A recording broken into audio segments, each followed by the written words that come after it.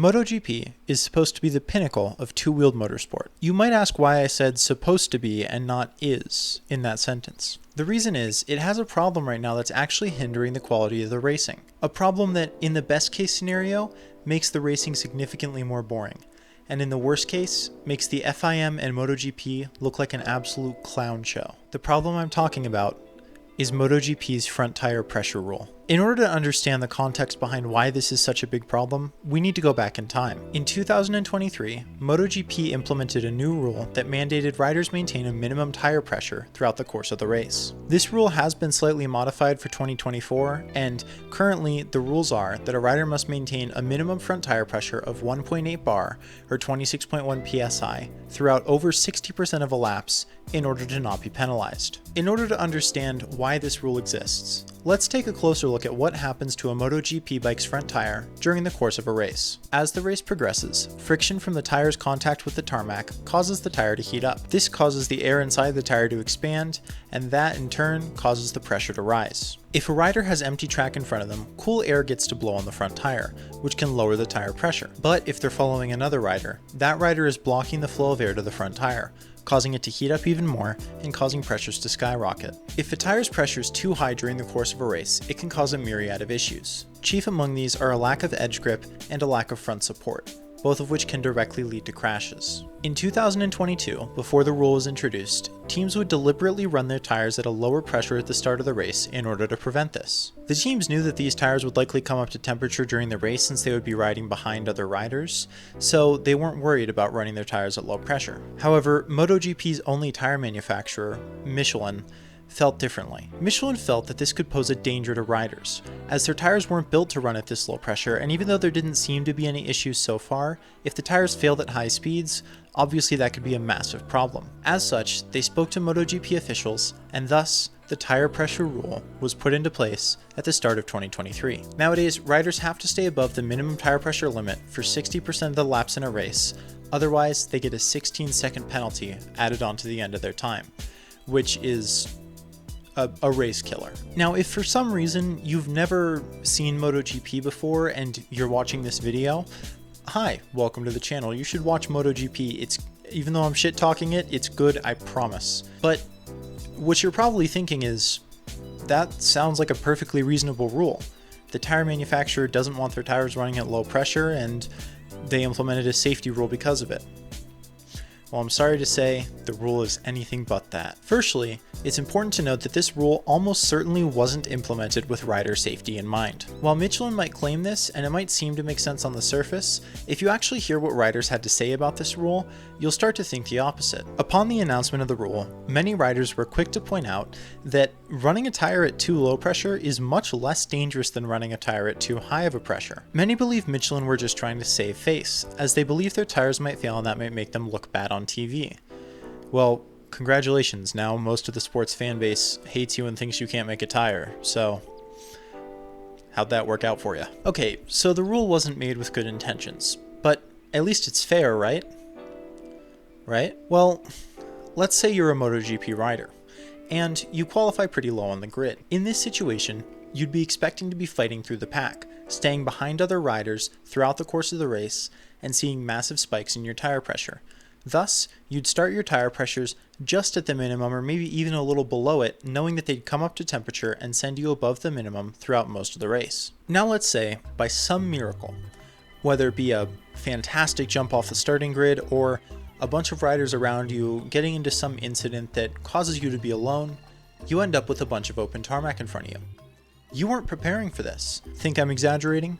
Well, you probably don't if you watched the 2024 Indonesian Grand Prix, because this exact situation happened to Takaaki Nakagami. Nakagami would qualify near the back of the pack. Thus, he would set up his tires at a lower pressure, expecting to run behind people for most of the race. However, during the course of this race, 9 of the 22 riders would crash out. Seriously, it was ridiculous. The timing tower looked absolutely stupid. And Nakagami, who'd been expecting a fierce battle, ended up with a 5-second gap in front and behind of him. In order to keep his tire pressures up, Nakagami would have had to fall back 5 seconds behind Alex Rins. However, this would have lowered his tire pressures as well, since he would be riding less on the edge. It was a lose-lose situation for Nakagami, and in the end, he was unfairly punished for something that was completely out of his control. Seriously, what was Nakagami meant to do to fix this? Michelin would want him to fall back behind Rins, I guess, but that would have lowered his tire pressures even more. This is an utterly ridiculous penalty. Seriously, what was he supposed to do here? Okay, so the rule isn't fair, and it doesn't have good intentions, but at least it's applied equally and fairly. Right? Good God, no. Now, the exact methodology by which violations are determined to be punishable or not isn't laid out anywhere on paper, but we can get a few simple clues by looking at past cases. It's suspected that stewards have the ability to see tire pressure throughout the race, and this is mostly because immediately after a race finishes, the little ticker thing at the bottom, I don't know what it's actually called, but it's like that little like the news bar at the bottom. I know it has a name, I just don't remember it right now. Anyway, the little ticker thing at the end of the race comes up and lets you know a rider is under investigation.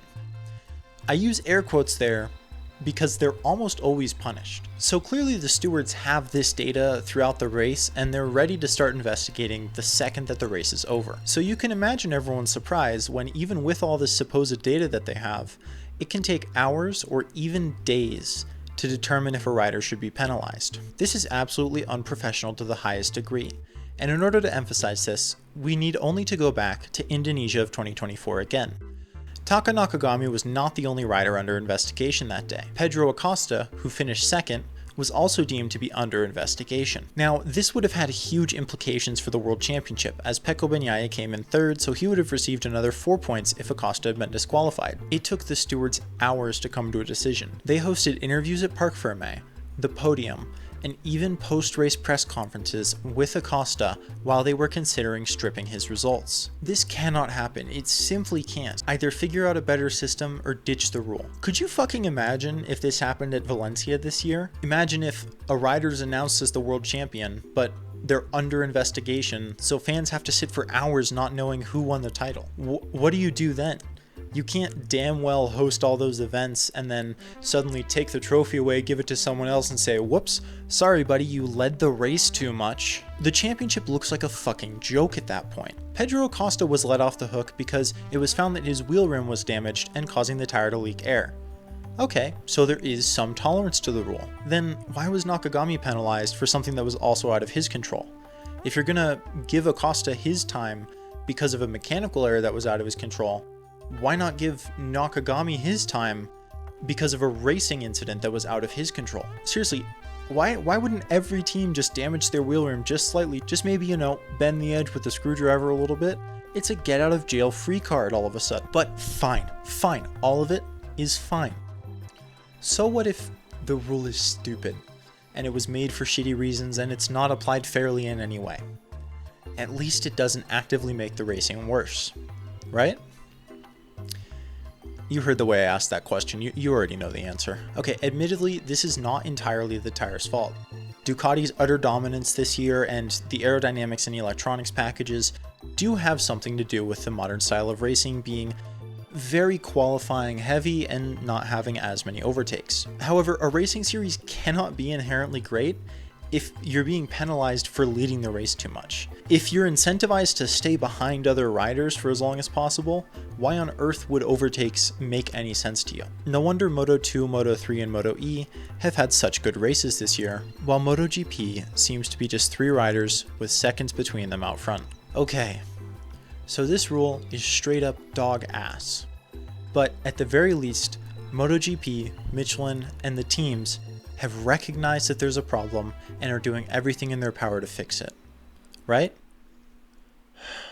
Why? So it turns out, not only does Michelin have a front tire that is going to fix this problem, but it was supposed to come out next year. I say supposed to because all of the teams refused to test it. What the fuck? Seriously, MotoGP has to know how many people are complaining about it. I am far from the first.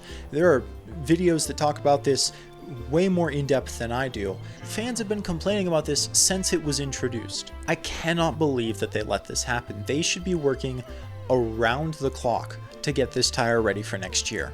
I truly don't know what anyone is thinking over there. This is a serious issue, and it's something that needs to be fixed right now before something really, really bad happens because of this rule that makes everyone involved look stupid. Despite all this negativity, the riders are still going out there and performing some of the most impressive feats of motorsport that I see. It's still a joy and a pleasure to watch, and I can only hope that the racing will only get better from here, because there are times where I enjoy watching Moto2 and Moto3 more than MotoGP in a weekend, and that should really never be the case. And beyond that, I really like talking about it on the YouTube channel. It's super fun to see you all interacting down in the comments below, to see the likes on a video go up. So, run that up right now. Like and subscribe. It's always appreciated. Small channels like mine need it in order to grow and get into the algorithm. But shameless plugs aside, thank you so much for watching. It's what makes making these videos fun, and I hope you have a fantastic day.